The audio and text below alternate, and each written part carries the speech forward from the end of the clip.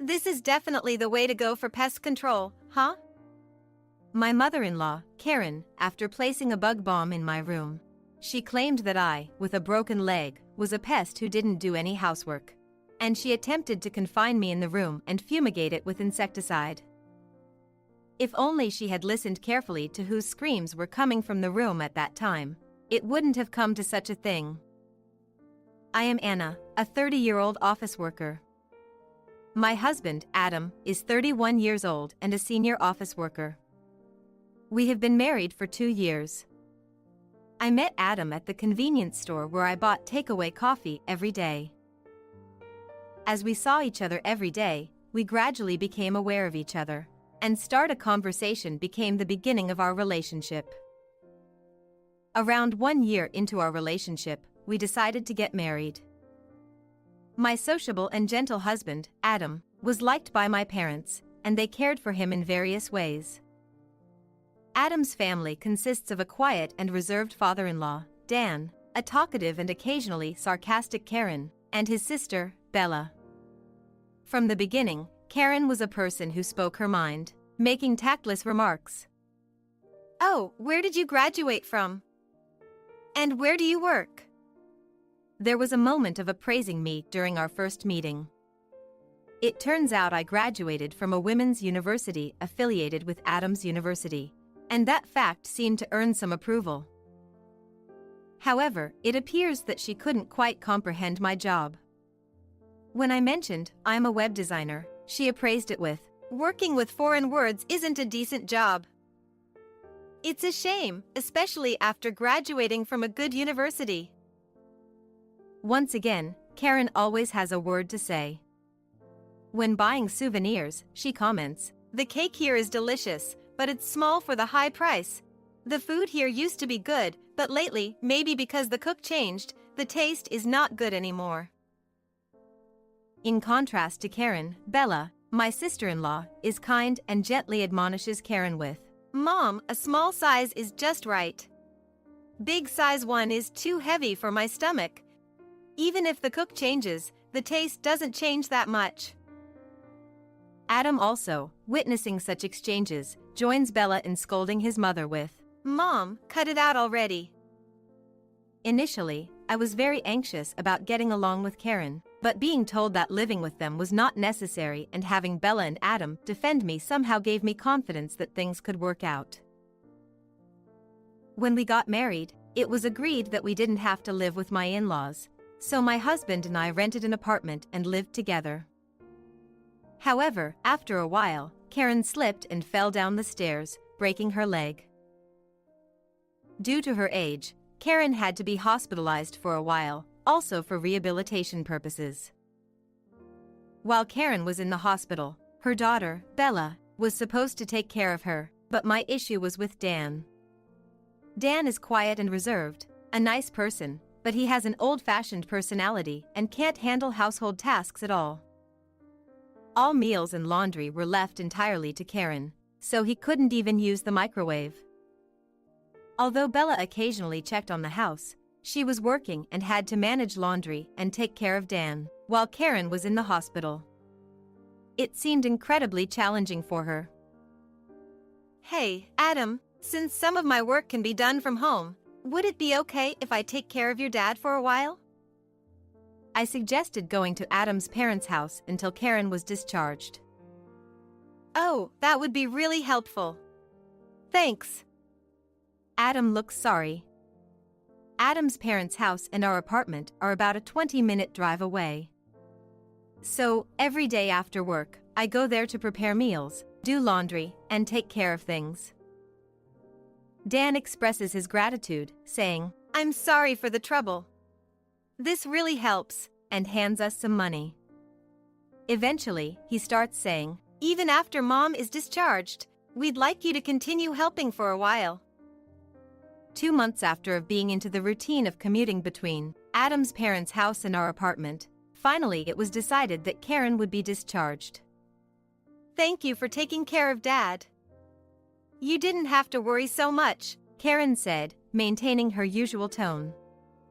Adam, irritated by her words, retorts, "There's no need to say it like that. But Karen doesn't seem to be bothered at all.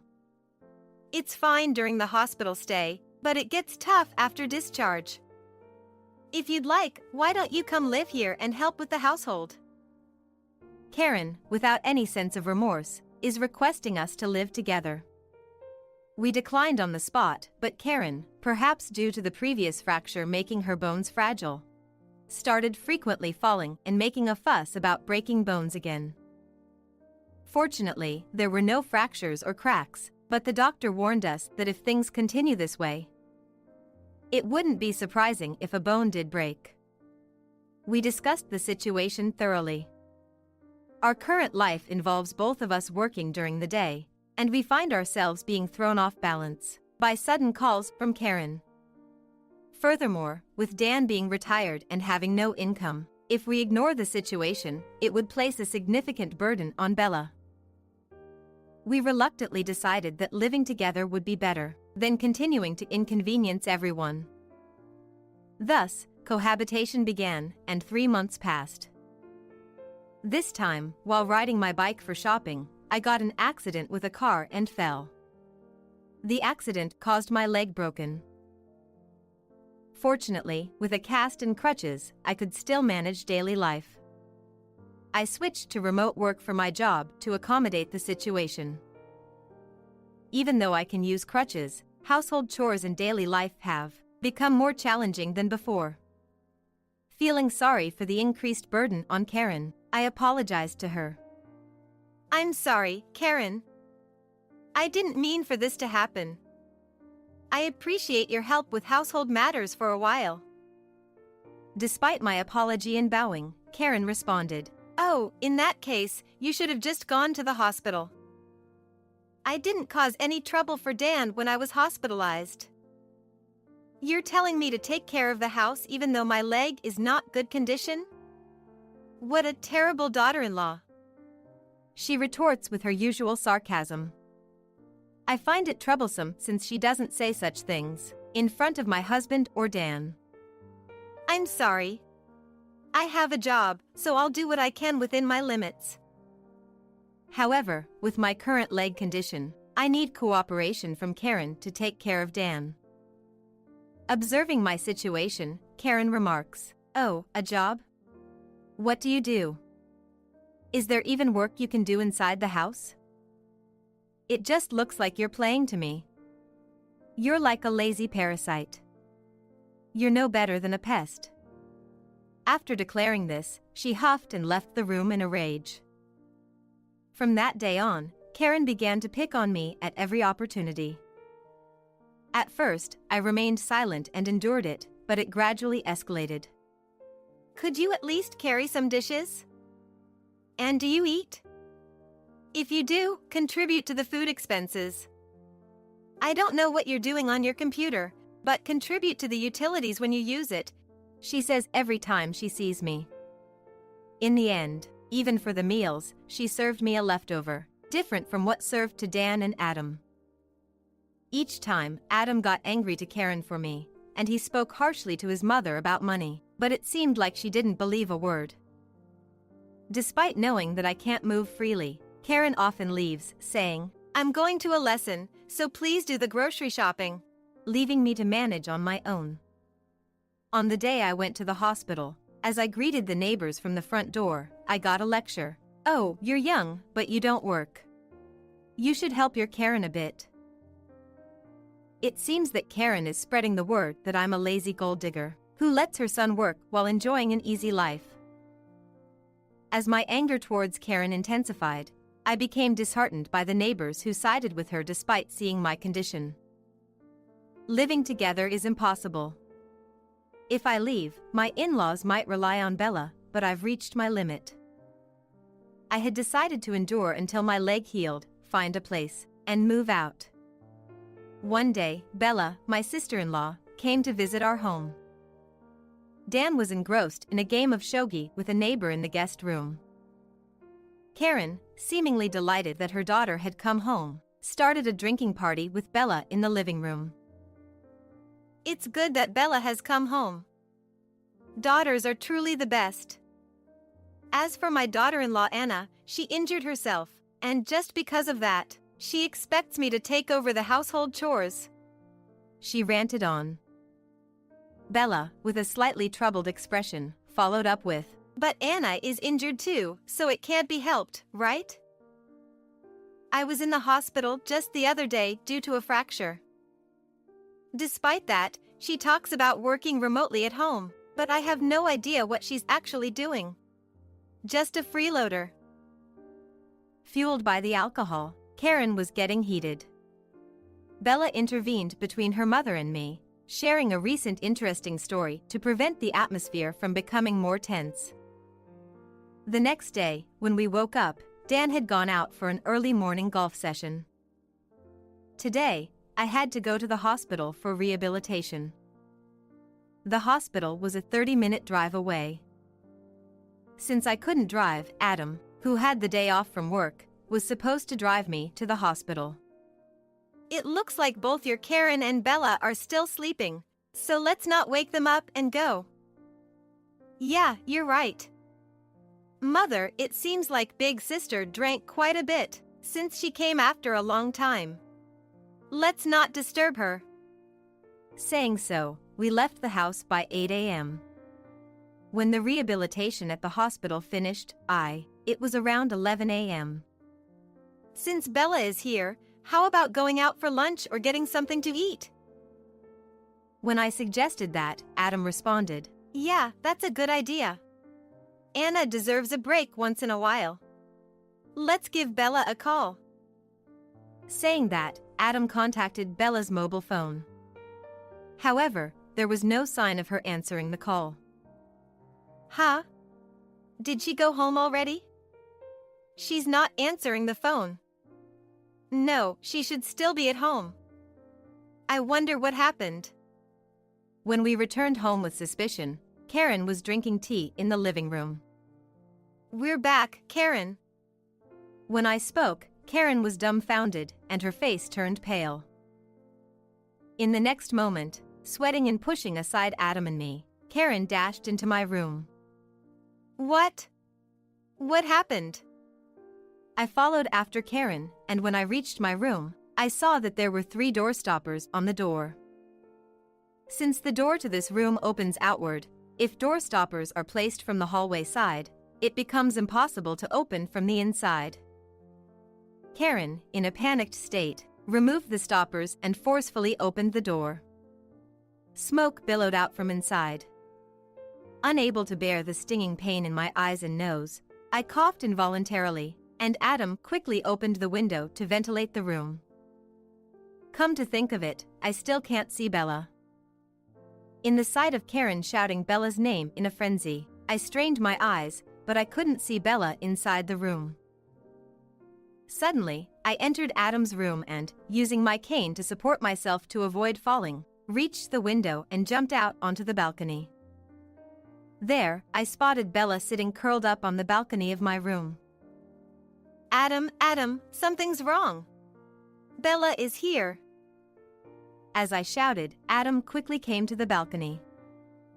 Adam went back to his room, brought a chair, and moved Bella to the balcony while holding her hand. Are you okay, sis? Bella, are you okay? When asked by us, as Bella, with a pained expression, choked out, I thought I was going to die. While we were rescuing Bella, Karen seemed to lose strength in her legs, sitting there in shock and bewilderment. Hey, Mom, what on earth is going on? Adam confronted his mother with a strong tone. That's right, Karen, are you listening? Following Adam, I also said, and Bella glared. Yeah, what on earth is going on? Karen mumbled in a small voice, because Anna is like a pest. I thought using a bug bomb would be good for pest control. So, I never imagined Bella was there. Karen spoke in a manner that suggested disbelief. I wanted to sleep in the guest room yesterday, but I couldn't stand the smell of Dad's cigarettes, so I slept in Anna's room. I slept on the floor and I let Bella have the bed. What the heck, I thought the one in bed was Anna. I never thought Bella was there at all. Bella said. By the time I realized it, the room was filled with smoke. The door wouldn't open, so I escaped to the balcony. She was in tears. As I comforted Bella by patting her back, she seemed relieved and began to cry uncontrollably. Seeing that, Karen shouted, "Anna, it's your fault for leaving without saying anything." Unable to tolerate it any longer, I glared at Karen and shouted back, "How can you say that without apologizing? It's obvious that using insecticide in a room with people is worse." It seemed my shouting back really irked her. Karen turned red and lunged at me. Then, as if pulling her arm away, Bella grabbed Karen's shoulder and exclaimed, "What if something happens to my baby?" "Huh? A baby?" Karen repeated, seemingly not having heard it all. In fact, Bella had returned home to announce her pregnancy. She had avoided sleeping in rooms with the smell of tobacco and refrained from drinking with Karen, all because she was pregnant. "Why didn't you say such an important thing earlier?"